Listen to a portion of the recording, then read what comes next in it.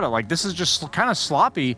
And HELLBEARS Smashers, like, you can't scoff at them. They're a good team. Like, these are well-known players led by a seasoned captain. And respect given. Invoker and Medusa banned, so we do have the Beastmaster making it through this time on the side of the HELLBEARS Smashers. They've just taken Secret's Game 1 draft. You know, Secret in Game 1, they open with Beastmaster Snap. We'll see HELLBEARS Smashers say, hey, we can also win games with this. They did go for the Storm. We saw the attempted Storm counter twice, I believe, now. And I think they were lower division games, though. I think the idea of Storm is that Beastmaster likes to sit in the back. He's similar to any other hero that does damage from the back lines, and so Storm punishes that. And then they pick the Tusk, as I imagine, to be a hero that helps the Storm pick on the Beastmaster early. If you let him throw axes at camps until the 11-minute, 12-minute mark, he's going to have that Ags, and it's way too fast-paced for any lineup to deal with. So you have to punish it. I think Team Secret's idea of punishing it is pretty good, but at the same time, Beastmaster, he's pretty good.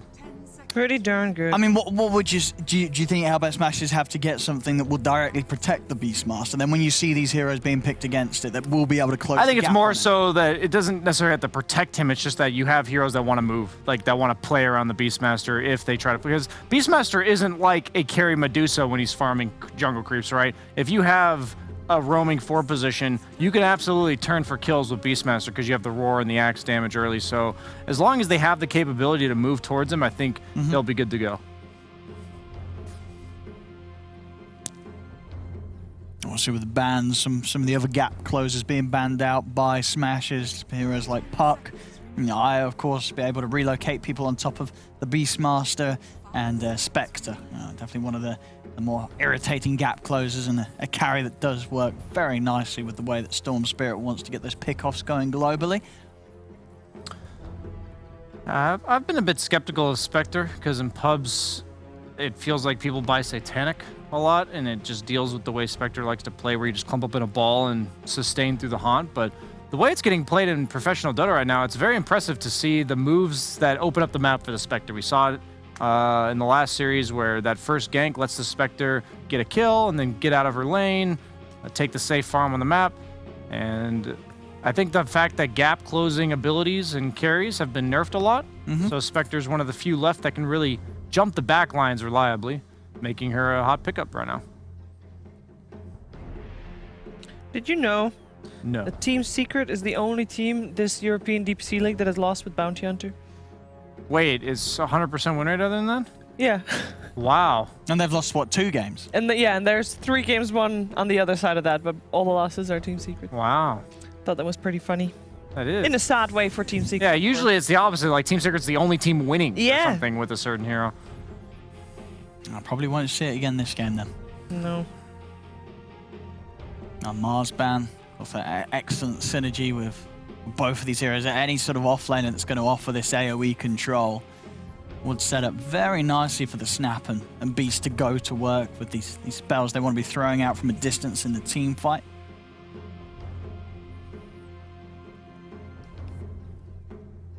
Both teams taking the time here in the bonus time for the second wave of bans. I mean, surely there's got to be the temptation for HELLBEARS Smashers for one of these instant catches like the Lion or the Shaman against the Storm, right? You're going to want some strong disable, some strong setup for Nisha, surely. And you don't think Beastmaster with a Hawk and a Roar is enough of that? I mean, you've got a bit of a pullback on the animation, right? Storm, if it's just the Roar, the Storm has to be careful about. He's going to be playing around it. I think you are going to want to throw some other sort of catch in. Yeah, I like the Mars band, just the Yule setup. Always very nice for that. Will Team Secret... Like, I'm curious what Team Secret saves for last pick, because up until this point, like, the only time they've had last pick, they picked Nisha's hero. So, I think they might save Matu's hero this time around. yeah, I mean, Matu or Zai. he just didn't get to play last game. You hate to see players of that caliber, like, running around like a chicken with their head cut off, because there's absolutely nothing they can do. There's nothing else. It's not like they're doing something wrong. There's just no way to play that game. As they go for the AA, I guess this is like the global follow-up to the Storm Spirit. You've already got the setup. Only real lacking problem with AA is that you can't lock people down for your own ultimate. So they've already got that. Usually he goes with the likes of Sven and Wraith King and CK Those are like the 3 carries that usually synergize with AA in game as well as in lane. So with the Wraith King being banned out, I think Sven's a bit more meta. I think we'll probably be seeing that for them. Either way, if it's not one of those 3 heroes, you do want like a PA or something that the Tusk can roam towards.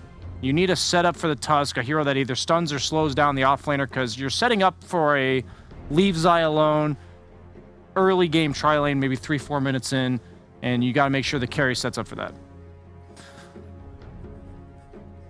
And I think Hellbear Smashers really need to consider that with whatever their offlane duo is. They can't just be super vulnerable to that exact thing happening.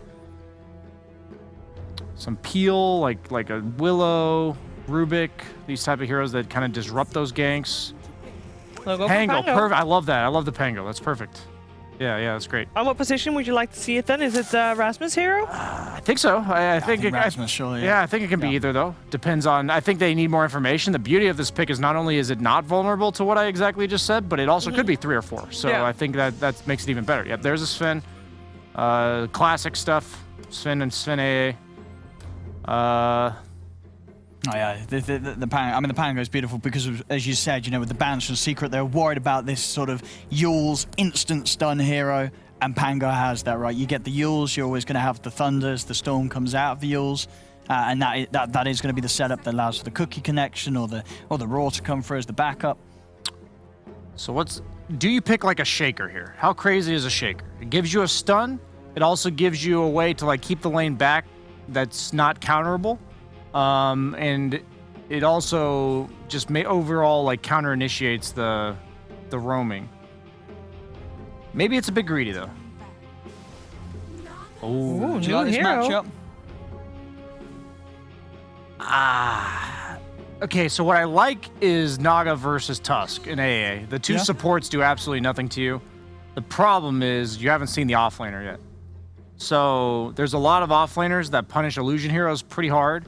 Timbersaw is a great example that they've already banned out. Sand King really stands out to me here. I think Sand King would be an incredibly strong like Naga counter that you can leave alone once he has like level 3 or 4. So that's the first one that comes to mind. Axe, we saw it last game. I think Axe would do well here. I mean, is there any chance for a big brain support Naga here and saving Ace's pick till last? I don't think it would work. I think they need like a more shitter, like somebody that, like I said, you need to be able to play around the Beastmaster if they try to pick on him. You kind of need to help out the Pango if they try to tri-lane him. I think like what their goal is with Naga is that it is a carry that is independent. Once it gets level 4 or 5, you don't really need to babysit her anymore. She's not like a Drow or something like that. So that's going to allow them to put more focus on the mid lane because the Storm Spirit Beastmaster matchup, very volatile. Darkseer would have been a great one too, with the Sven combo and lanes well with Tusk. This is going to be a Zai game. I'm ready. Zai is going to have to carry this game. No pressure. Yeah, no pressure. Maka's going to have a game at least, that's a nice thing. He's a much stronger, reliable laner here in regards to he gets a good matchup for himself. Looks like Team Secret, by the way, is on board with your thought process about which role Naga will play. They ban out the Willow and will probably focus their attention on another Gilgear active hero, which is surprising that the Earth Spirit is still in the pool. Yeah, I honestly just think the Willow Rubik, those are the Peel 4 position heroes. Okay. Those are the ones that you see a gank coming, you lay down a spell or use a spell and it disrupts it. That's why I thought Shaker, but I just think it's a bit greedy. That's why I think Shaker's kind of too farm heavy as a 4 position in this meta. It looks like more mid laners are more farm oriented, so there's not enough farm to go around. Well, whatever happened to Nyx? Has that ever just been we've seen it a bit out of the game? Gilgear played it last week. Didn't go the way they wanted it to though. They ended up in a Grim. Oh, Grimstroke. What's the synergy there? Huh, I don't know. Oh, Grimstroke Aurora or Beastmaster Grimstroke. Could be. For sure. See if they get maybe any sort of follow up to sort of the Naga setup. Could be nice. I think they have enough already, actually. The Pangolier is pretty solid with the Snapfire Ultimate being released already when the song gets interrupted. Phoenix Okay, coming out. there you go. Normally that's the Tofu hero, by the way. That means maybe Snapfire will be a little bit more active this game. Yeah, I'm just a bit scared for this Pango Phoenix offlane. I think the Sven AA with the Tusk Roam is going to be quite scary. So if they just get that independent illusion clearer that eventually can lane against Naga perfectly fine with a few levels. I mean, is it not a little miserable for Sven to farm into a Phoenix and... Oh, and the Legion, Brian. You don't like the Legion. No, I heard a deep sigh coming Do you like here. the Legion here when Secret's last picking it? No, I don't, man. I think Naga, like, yeah, you nuke her illusions, but Yeah. eventually Ace feels perfectly comfortable farming by himself, which means they can play around the Beastmaster, which means the bottom half, or sorry, their top half of the map is going to be like Naga City. I think the terrain, I don't know. I'm just going to say right here, like, I thought coming in this series, we were going to have a boring 2-0. And Well, first game, HELLBEARS Smasher showed some promise. Second game, they took it clean. I think they have the tools to do it again. I'm going to go